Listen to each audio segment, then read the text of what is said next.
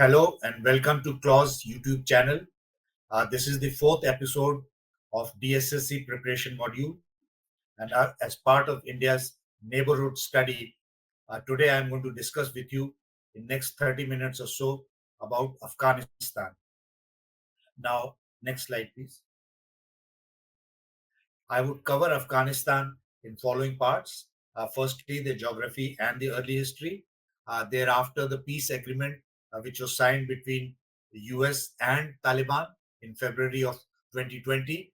Then how Taliban came to power. The next would be emergence of ISK, which is one of the most dreaded terrorist groups. Then India and Afghanistan relations, then challenges that India faces in having its relationship with Afghanistan, then China and Afghanistan, and lastly, we will discuss Afghanistan and Pakistan relations. Now, coming to the geography, as you would notice from this map, the first thing that comes to our mind is that uh, Afghanistan is a landlocked country, right? Meaning that it does not have access to the ports of the Arabian Sea. So that would impact the kind of relationship it will have with its neighbors. The second thing is that it has five neighbors: Iran, Pakistan, then Central Asian republics, Turkmenistan, Uzbekistan, and Tajikistan. Also, I want to point out is narrow 100-kilometer corridor called Wakhan corridor. Now that has its boundary with Jammu and Kashmir, or present day POK occupied Kashmir. Now this corridor, in case it was part of India, would have given access to India to the Central Asian republics, and we know that Central Asian republics are rich in energy. So what it tells us is that today India has become landlocked because we do not have access to Wakhan corridor and to the Central Asian republics. Our relations with Pakistan and China are not very friendly. So that is something which impacts our foreign policy and our foreign relations. The next is the ethnic groups in Afghanistan. So there are four ethnic groups in Afghanistan, mainly Pashtuns, which are 38%, Tajiks are 25%, Hazaras are 19%, Uzbeks are 6%, and others are 12%. So this dictates the internal power dynamics of Afghanistan and also tells us who are the main rulers in Afghanistan. So mainly Afghanistan has been ruled by uh, Pakhtuns, and very few of the others have been there in the ruling elite. Now, as far as the early history is concerned, uh, in 1973, the that time monarch uh, Zahir Shah was overthrown by Muhammad Dawood, and thereafter, in 78, after 5 years of his coming to power, there was revolution by pro-Soviet officers in the army.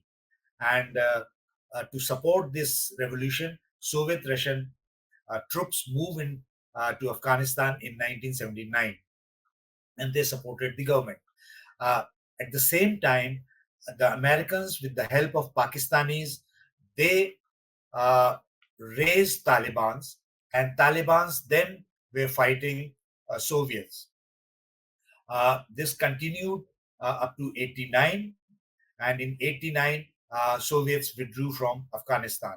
And that time, Nazibullah was in power, who was a communist, who was supported by Soviet Russia, and then civil war continued. And in 1996, Nazibullah was killed and Taliban rule started. So Taliban then established Islamic State of Afghanistan, and it was ruled by a six-man council called Shura, and which was led by Mullah Muhammad Omar. Now this continued till 2001, and we all know that on 9th September 2001, Al Qaeda struck in America, huge terrorist strikes where the World Trade Towers were brought down, and as a result, there was massive retaliation from US, and they raised a NATO-led Internal Security Assistance Force, that is ISAF, and also established a civil government which was led that time by Hamid Karzai. Now, this continued, and uh, the Americans were supporting the Afghanistan against Taliban, now against Taliban, and the civilian rule was carrying on. From 2013, the Afghan National Defense Forces, they were carrying out the major operations, and US troops were mainly in the collection of intelligence, surveillance, and they were providing air support. And they were also in the advisory role. You would notice that in spite of American troops being there, they could not wipe out Taliban altogether. And as a result, in 2021, August of 2021, the Americans had to withdraw from Afghanistan. Now, here I wish to highlight that Afghanistan has never ever been subjugated by any foreign power. They claim that they defeated Britishers, their that time superpower, and thereafter the Soviet Russia, and then the Americans. Now, how did this U.S. withdrawal come about? Next slide, please.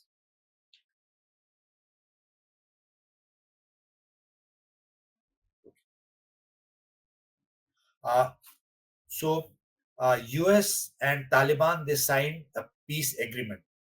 This was signed in February of 2020, and as per this agreement, Taliban were not to allow any terrorist group to operate from their soil. Meaning, Al Qaeda was not to be permitted to carry out their operations outside Taliban. The other was release of prisoners in Afghanistan jail. So that time, the civilian government of Afghanistan, they had captured about 5,000 Taliban fighters, and they had been put into jail. As per the agreement, these Taliban fighters were released. Then, lifting of sanctions on the Taliban leaders. Americans had put sanction on the Taliban leaders to travel outside. So therefore, they could not carry out any engagement with outside powers because of the sanctions that were put on these leaders, and which was to be removed as per this agreement. Then there was a ceasefire which was to take place. Now, for this ceasefire, intra-Afghanistan peace talks were to take place between Taliban and the Afghan civil government that time.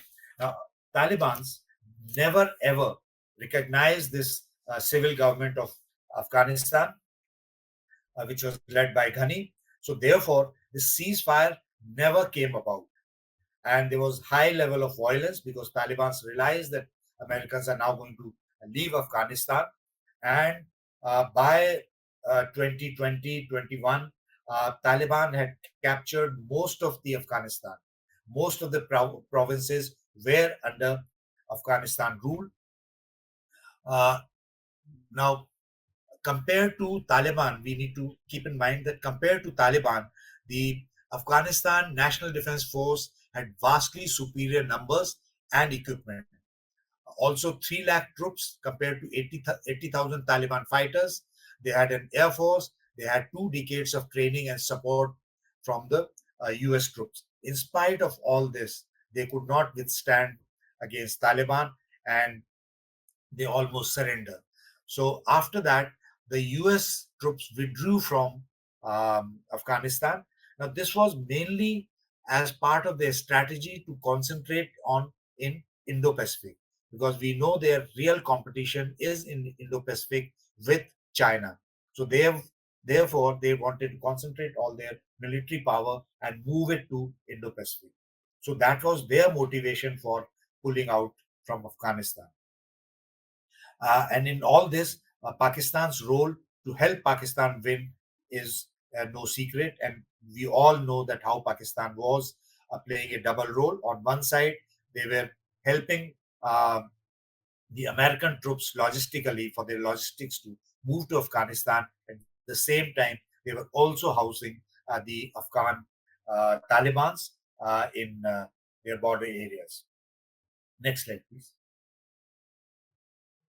Now I'll talk about the ISIS Khorasan, which is in Afghanistan. ISIS, as we know, has its origin in Iraq and Syria. It came in Afghanistan in 2014 in the province of Khorasan. Now, this is to the north of Afghanistan, and since then it is also called as IS Khorasan. Now, their ideology is to establish caliphate, and it believes it is that ISIS is the one which represents a restoration of caliphate of early Islam, to which all Muslims are required to pledge allegiance. Now, they are slightly different than Al Qaeda, because these are these this terrorist group is far more uh, uh, deadly, and they believe in violence of extreme nature. You would recall that when they were operating in Iraq, they would behead people and put out those videos on the social media. They thought that Al Qaeda, they have compromised, and now they have started killing their own Muslim brothers. So therefore, they established themselves and to establish caliphate. Now, the impact of Taliban resurgence and US withdrawal on ISK's strength and operation has been that they have gained strength in Afghanistan. And here I must point out that as far as these terrorist groups are concerned, the terrorists, the foot soldiers, move from one group to the other. There's no hard and fast rule that they would remain. If they are raised by one group, then they would continue to be in that group. So today, if fighter may be in Al Qaeda, tomorrow might move out and go to uh, Taliban or even ISIS. So then right now, ISIS or ISK is confined in the south and east of Afghanistan, and ISKP activities highlight the importance of maintaining robust counterterrorism and intelligence collection plan in the region. Some time back, there was a deadly attack carried out in Russia, in their capital, and hundreds of people died. And the responsibility was claimed by ISK. Next slide, please.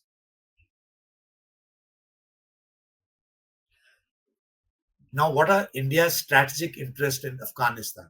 First is the historical and cultural relations. So we have been having historical and cultural relations with Afghanistan. Then, like I said earlier, that Afghanistan is a gateway to Central Asian republics, which are rich in energy, and it is also important for international north-south transit corridor, which India is wanting to have, starting from Mumbai, which would connect Iran and Afghanistan, and through that to Russia, and maybe further on to Europe. And then Afghanistan is also important to neutralize Pakistan. Afghanistan is then beehive of terrorism. Practically every terrorist group which is existing in the world has its presence in Afghanistan, and this poses challenges to the India's security. Now, India has contributed almost $3 billion when American troops were there in their reconstruction, in construction roads, buildings, and so many other things. So, therefore, India wishes to, and it had a lot of goodwill amongst the people. So, it wishes to carry on with that goodwill. So, that is one of our main strategic interests in Afghanistan. Next slide, please. So, what is the strategy to fulfill these plans? The first one is to maintain engagement with Taliban. So, we are maintaining some kind of relations with Taliban so that we can continue the development plan and all other things which we had planned. Then, second one is leveraging the infrastructure development for diplomatic and strategic gains, uh, balancing the opportunities in Afghanistan amidst changing dynamics. So there are some opportunities which are emerging in Afghanistan, and we do not want to miss out. So therefore, all our recent engagements with Afghanistan have been with that in mind. Next slide, please. However, we face certain challenges, and the first challenge is connectivity. Like when Afghanistan had floods, or they were suffering from COVID, or when they were having the food shortage, we could not supply all these things because it had to pass through Pakistan, and Pakistan did not permit Indian wheat to go through Pakistan for a long time. So we had to find a way through Iran and then supply to Afghanistan. So connectivity is a major challenge in our relationship with Afghanistan. The next one is the security implications of Taliban rule. Taliban have been a terrorist organization, so we cannot lower our guards, and we do not know what kind of a support they are providing to other groups which operate against India, meaning Lashkar-e-Toiba or Jaish-e-Mohammed. Then there are some uh, new developments taking place, and new alignments are emerging in Afghanistan. So we have to be very, very careful of that. And one of them is China, Pakistan, Afghanistan nexus. So that would force that would face India will face some challenges because of that. Then the impact of religious fundamentalism and external influences on the regional stability. We all know that religious fundamentalism is spreading in this part of the world, and that poses security challenges to India as well. Then drug smuggling. Afghanistan produces a lot of drugs, and they are all smuggled out through Pakistan to South Asia and to Europe and US and many other parts of the world. Next slide.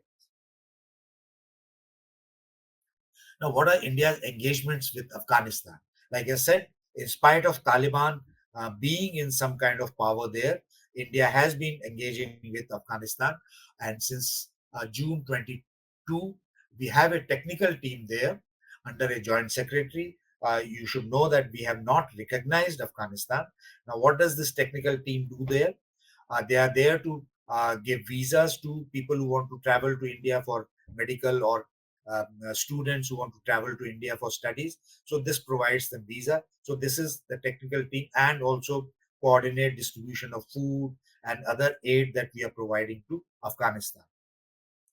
Then uh, we haven't recognized, we will recognize Taliban in consonance with other countries. So there have been certain conditions which have been put on Taliban.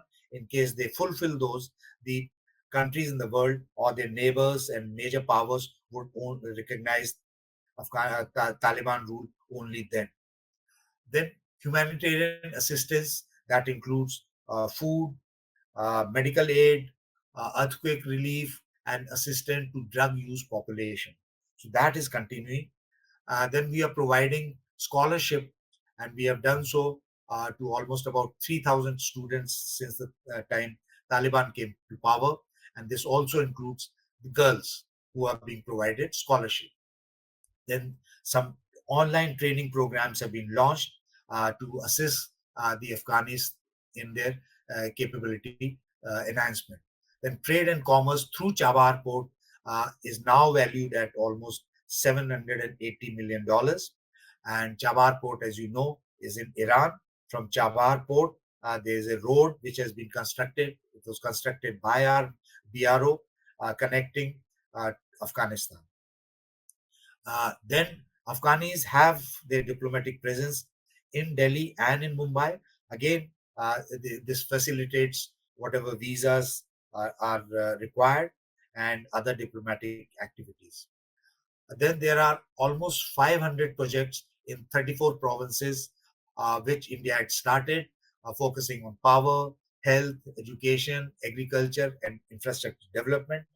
Not to that extent, but we are still engaged in some of these projects. Next slide, please. Now, talking about China in Afghanistan, because China, after the American troops moved out, has been engaging Afghanistan in a big way.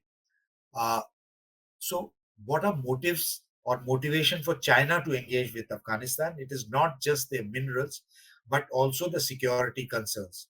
And we all know that Uyghurs in Xinjiang province of China are a restive lot, and they want some kind of independence from China, and they have been indulging in activities which Chinese do not like, and some of their fighters were trained in Afghanistan.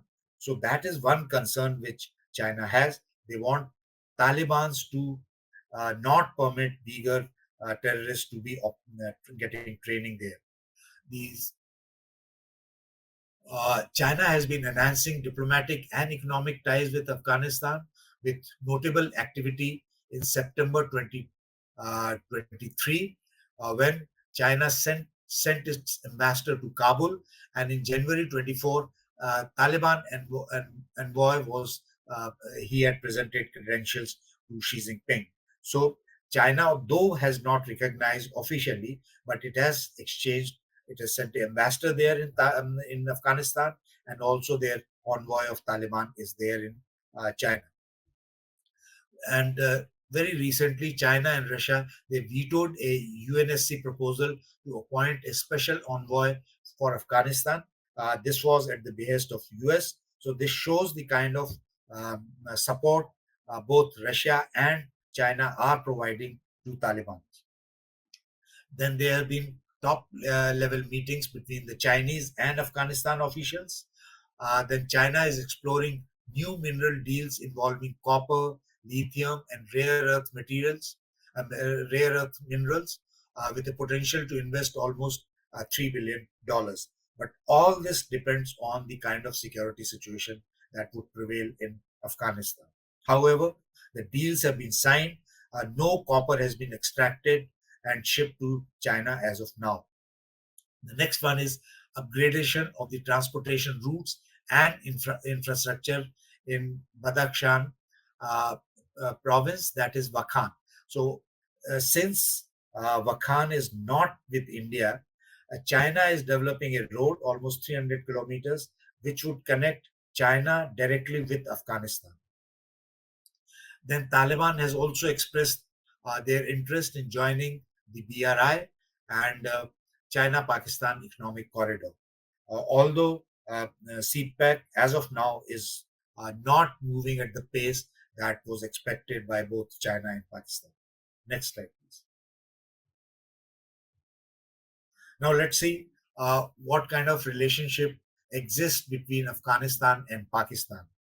We all know that Pakistan was supporting Taliban. They had housed them, they had trained them, they had provided them medical aid when their injured soldiers or fighters used to come to Pakistan. So all kind of assistance was given to Taliban, and Pakistan actually was very happy when Americans pulled out. They thought probably now they would be able to have their say in Afghanistan. However, things did not turn out the way Pakistanis had thought. And the main reason is there are some fundamental issues between both Afghanistan and Pakistan. The first one is the Durand line and fencing of the border. Now, Afghanis, they do not recognize Durand line. And we all know that Pakhtuns are on either side of the Durand line. And they have very huge bonding between them. Pakistan tried to fence the border so that the free movement of Afghanis could not take place. However, this was resented by Afghanis, and of late, for last 1 year, 1.5 years, there have been regular exchange of fire from both sides, something which was unimaginable about 2 years back. Then role of TPP and Baluchistan Liberation Army. Now, TPP is a terrorist group, that is what Pakistan calls it, based in Afghanistan, and it operates against Pakistan. They have tried to tell Taliban to suppress this group. However, Taliban have shown no inclination to do that. And 23 was amongst the bloodiest years in recent Pakistan history, with more than 650 attacks across the country. And it killed almost 1,000 people, mostly from law enforcement agencies and the military. Now, Pakistan Army Chief has taken a very tough public stance against Afghanistan. They are again Afghanis, and going as far as saying that when it comes to the safety and security of every single Pakistani, the whole of Afghanistan can be damned. And it is because of the security concerns that Pakistanis expelled thousands of Afghani citizens who were living in Afghanistan, including children and women, because they thought that these people were providing safe sanctuaries to the TPP fighters. Then, of course, drug smuggling takes place from the border, and Pakistan is concerned about it. So, this is all that I had to say in this episode, bringing out the importance of Afghanistan for India, the current issues, and as far as your preparation for staff college is concerned, I would uh, say that you should focus on India's engagement with Afghanistan, and also what China is doing in Afghanistan. These could be two important questions that you could face, maybe 10-mark questions or maybe 30-mark questions. Thank you very much.